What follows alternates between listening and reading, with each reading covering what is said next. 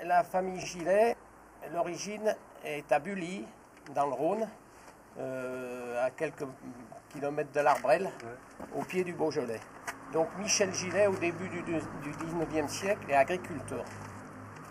Il a un fils qui s'appelle François Gillet et qui voit qu'il n'a aucun avenir dans l'agriculture, sinon de crever de faim. Donc il va aller s'embaucher chez un teinturier de Lyon. Il va faire son apprentissage et après il va créer les teintureries Gillet. François Gillet, père. Parce qu'il aura 8 enfants avec Marie Pierron. 5 survivront, dont 2 fils, François et Joseph. C'est-à-dire qu'il y a François Gillet père et François Gillet fils. Et c'est très compliqué parce que souvent on les confond et pourtant c'est pas au même moment de l'histoire.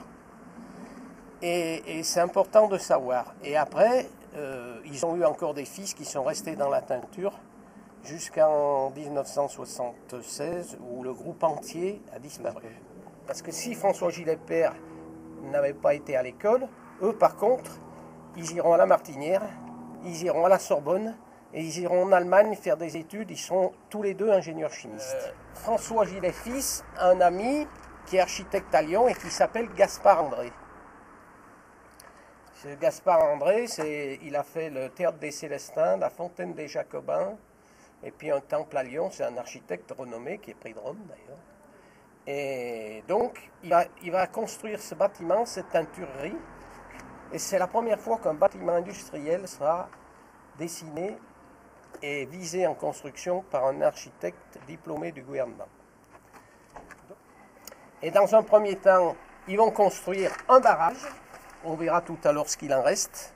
Un barrage qui est sur le Gier pour avoir de l'eau à l'instant T, parce qu'il fallait des milliers de litres d'eau.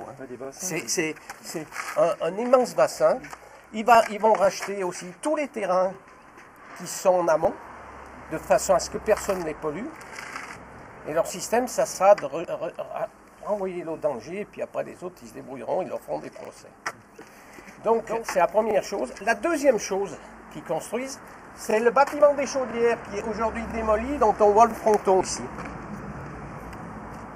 Parce qu'il faut de l'eau pure et chaude.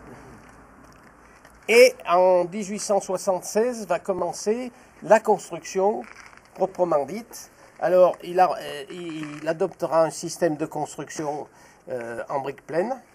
Donc c'était ce qu'on appelle de la PLV, de la publicité sur le lieu de vente. Alors il va faire la chose suivante pour Gaspard André, pour pouvoir faire certaines économies. Il va traiter toutes les façades qui sont visibles de la route, parce que c'était le seul moyen de faire de la publicité. Elles vont être traitées avec beaucoup de soin. Et je vais vous expliquer ici. Vous voyez par exemple une façade comme celle-ci. La route, c'est une façade qui est traitée en briques pleines. Jusqu'en haut. Le mur de clôture est traité avec soin, avec des ferronneries remarquables tout le tour. Mais dès que c'est hors de vue, par exemple cette façade, vous voyez le haut en descendant. Mais ici, on va tout le traiter en trompe-l'œil.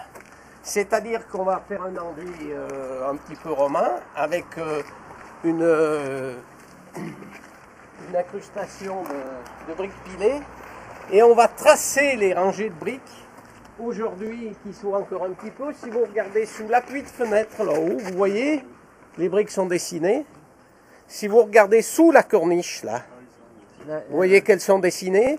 Et lorsqu'on va descendre sur les deux autres plateformes, vous allez voir que le trompe-l'œil est encore bien plus impressionnant.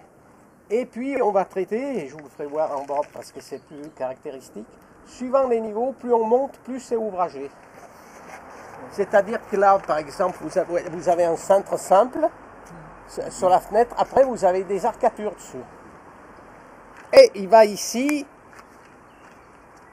appliquer aussi un système qui est le mur d'acrotère. C'est-à-dire le mur d'acrotère, c'est la relève qui est au-dessus, là-haut. C'est inventé par les Romains, ça.